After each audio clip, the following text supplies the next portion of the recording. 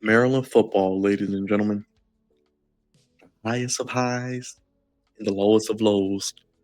After a 4-0 start, they've lost 4 games in a row, but they face an opportunity against a struggling Rutgers team at 4-5 to somehow save their season and become within 1 game of bowl eligibility. It's God's favorite host, yours truly, Maryland football, Maryland basketball. We cover it all here on the Flex On podcast. Make sure you guys tap in, leave a comment, hit the thumbs up. Make sure you subscribe, hit the bell. You guys know the drill by now. The best Maryland content on YouTube. Let's get into it. Let's not waste any more time. Maryland travels to New Jersey to face Rutgers in need of a must win to become bowl eligible. Yours truly, God's favorite host. Let's rock and roll.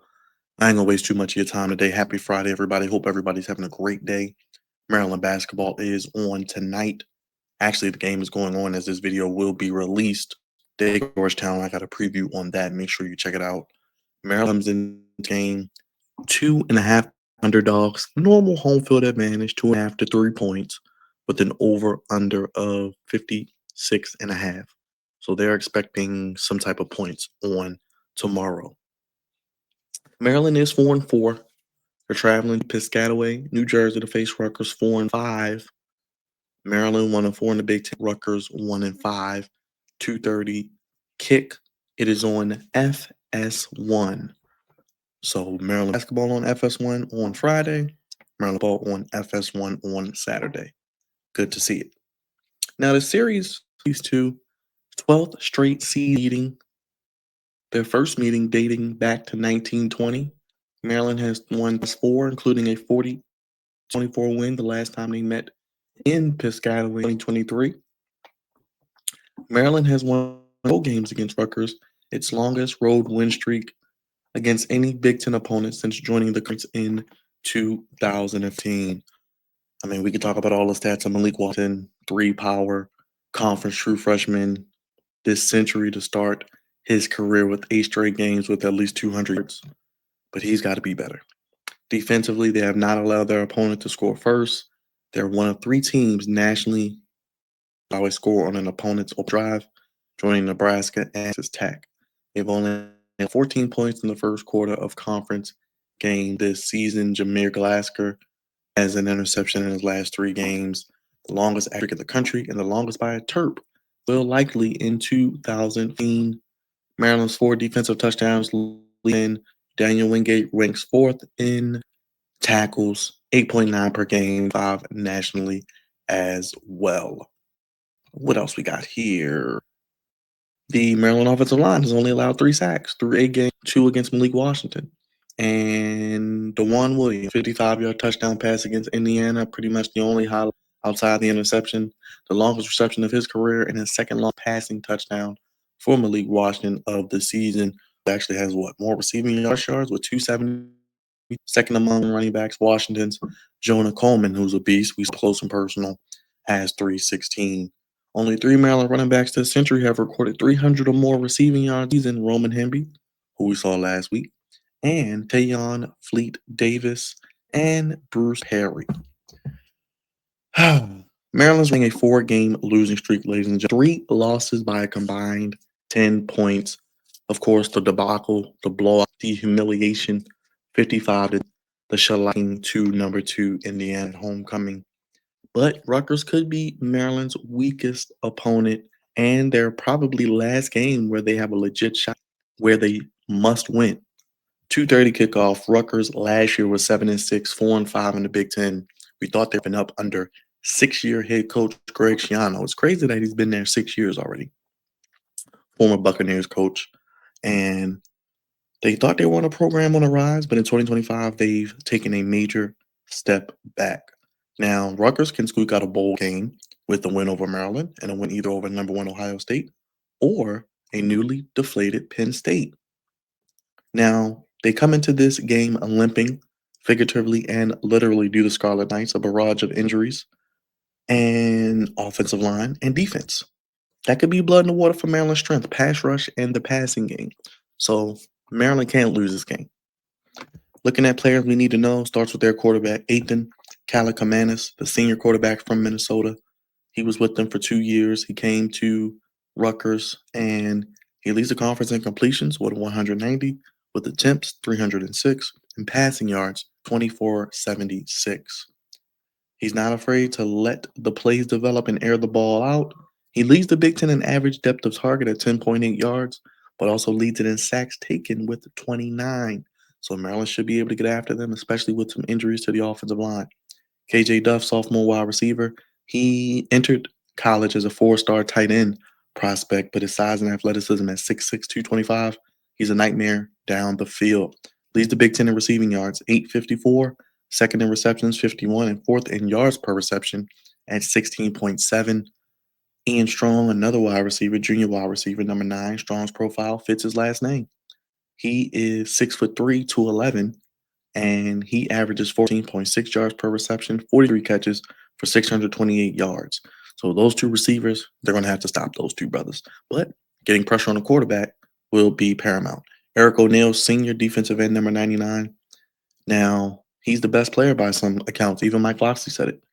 He can produce from multiple spots on the line. He does only have 2.5 sacks, but he leads the team with tackles for loss, 5.5, and pressures at 28. And he leads that by a wide margin. Their strength with Rutgers is the downfield passing. 54 contested catch opportunities. No Maryland receiver has more than 10. The secondary will be tested like never before with this passing attack. Now, the weakness, their offensive struggles, their defense has allowed 31.1 points per game, second most in the Big Ten, and one turnover per game puts them at the bottom 5 of the conference as well. Zaire Mathis missed the game against UCLA, but he did just play one snap against Indiana, trying to preserve his health. He should be back with Sidney Stewart, who has 1.5 sacks in the past 2 games, to make an impact against this Rutgers defensive line. We'll get to that in the keys in a second. Win the fourth quarter. Saturday's game is between two evenly matched teams. It's really a flip of the coin. You can really flip a coin and pick this game.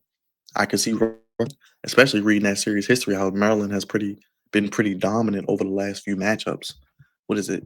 Last time they played in Piscataway, 42-24 in 2023.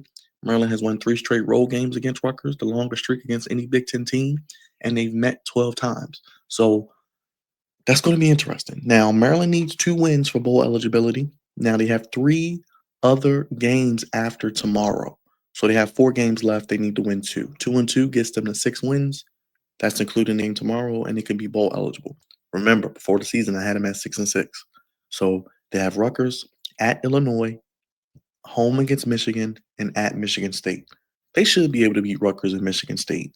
I'll take 6-6 at this point, but it sucks when you start 4-0 that you end up with 6 wins. So what are you going? What is that? 2-6 in your final 8? That's not good. Not a good way to be. But like I said, I didn't want to be on here too long, rambling, complaining, crying, bitching, owning. We know what Maryland is. They are, unfortunately, an accident waiting to happen. They are a team that snatches defeat from the jaws of victory. They cannot play a complete fourth quarters. Their youth and inexperience is one of their greatest gifts, but also their greatest weakness. They have a great quarterback, but their offensive line, yeah, they have been getting up a lot of sacks, but they can't run the ball to save their lives. 37 rushing yards last week on 17 attempts.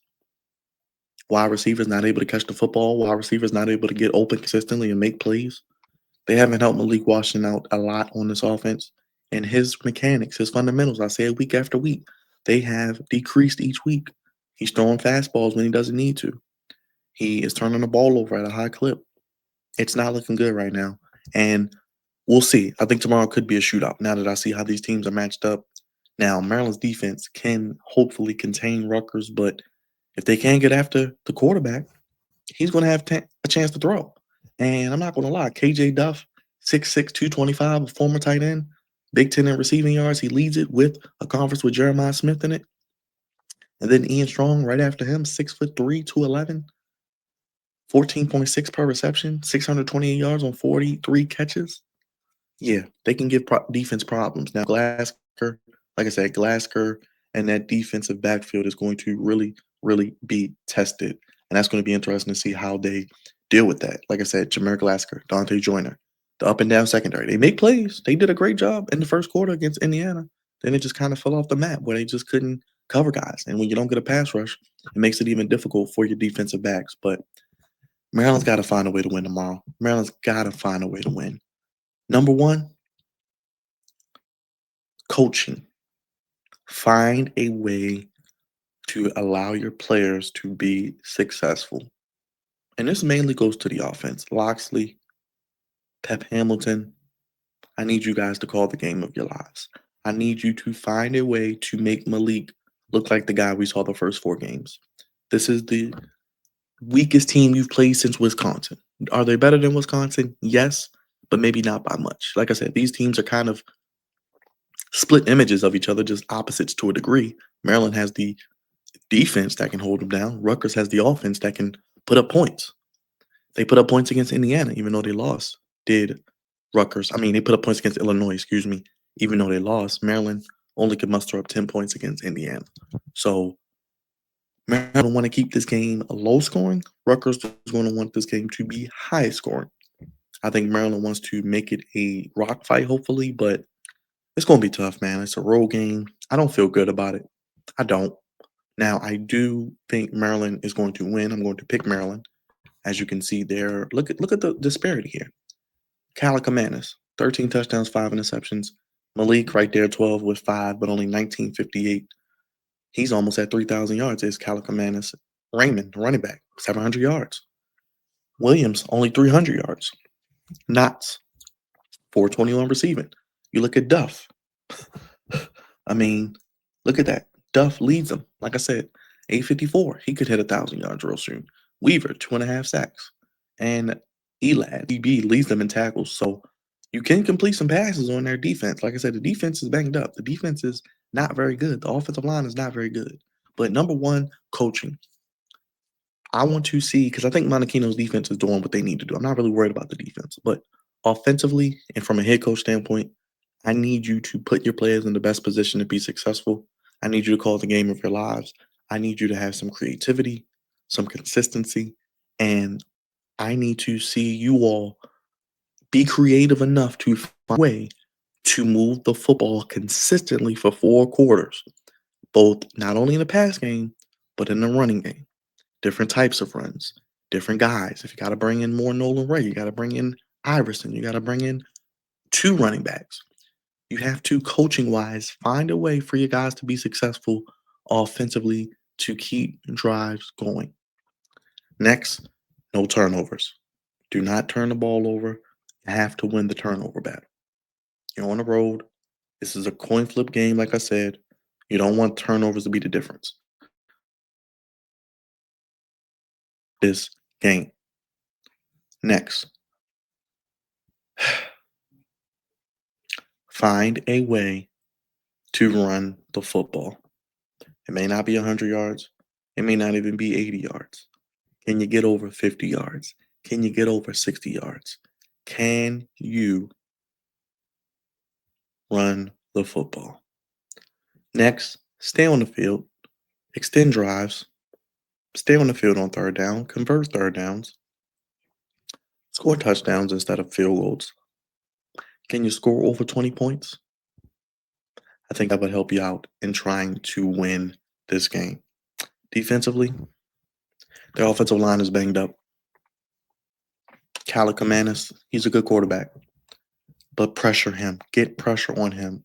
Defensive line, win against the offensive line. Get pressure. Get multiple sacks.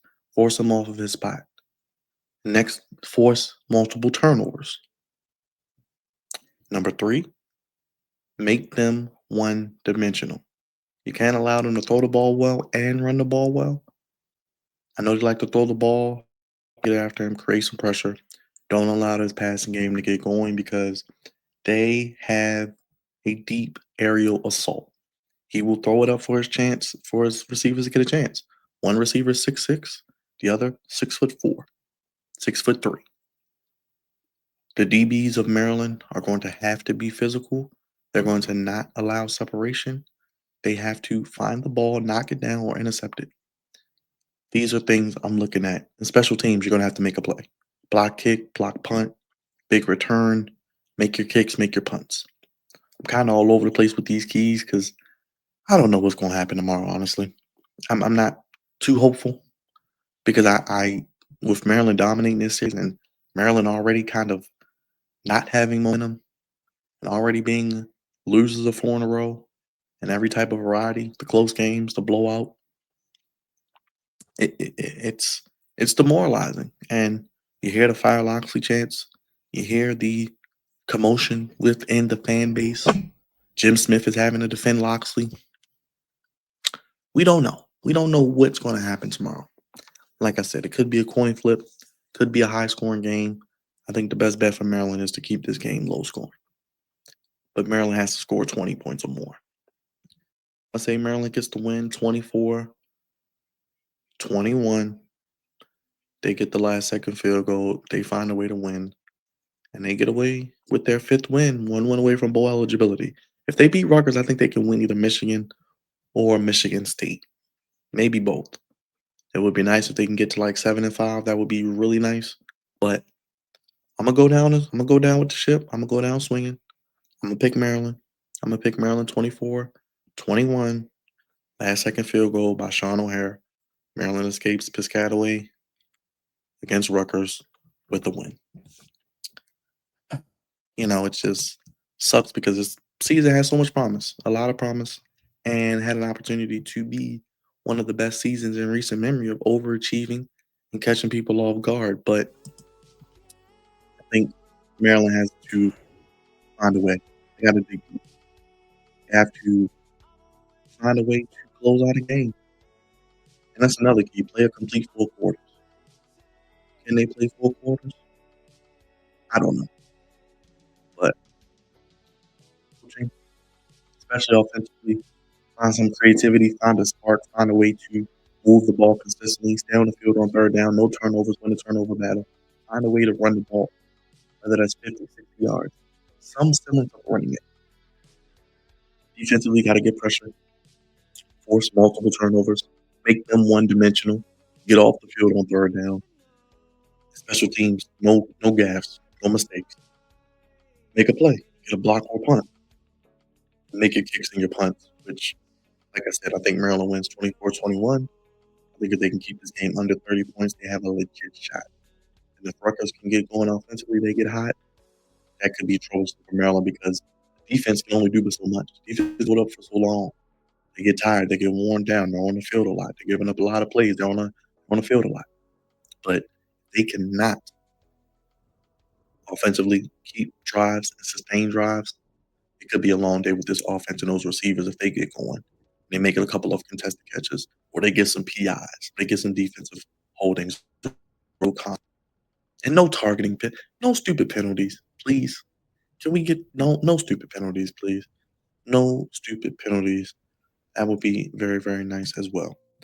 But I do think Maryland wins 24-20, 3-point win, and hopefully they escape with a win.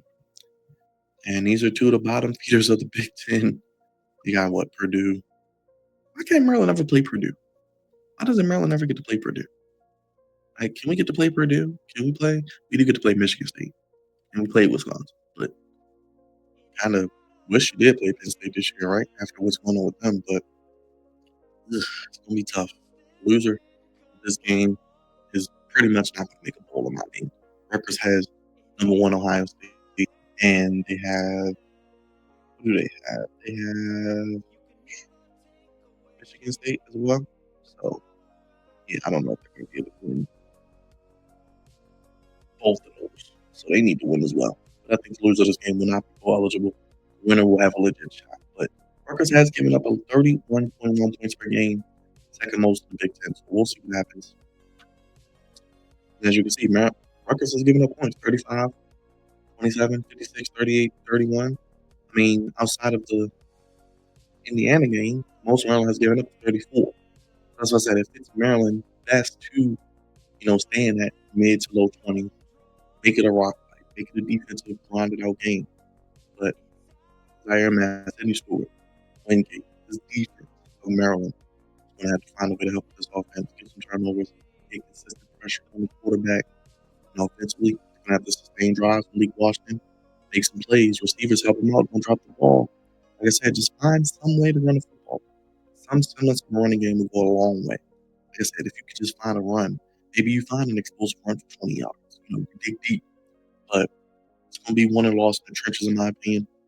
The offensive line of Maryland against the defensive line of Rutgers, the defensive line of Rutgers, or the defensive line of Maryland against Rutgers as well. That's pretty much all I got. Pretty much all I got. I think Maryland wins 24-21. It's pretty much my last time picking them. If they lose this one, they could lose out. Even in Michigan State game, they're going to be easy at the end of the season. We'll see what happens. Michigan's going to bring a lot of people here to College Park. An amazing goal. Illinois ain't going to be easy on the road. You'll get maybe washed there. They might score 40. But we'll see what happens. Stay tuned. I'll be recapping it tomorrow at some point afterwards. It's a 2:30 kickoff. Don't forget on Fox Sports 1, Maryland basketball on Fox Sports 1 tonight against Georgetown. My favorite host is truly home of Maryland football, basketball, everything Terps. We got Ravens, Commanders, Orioles, Lakers, and all other sports in between. Check us out. Only place giving you sports and Maryland content how you want it when you need it. You'll hear from me tomorrow recapping the game against Rutgers or Terps. See what happens. Hopefully they can find a way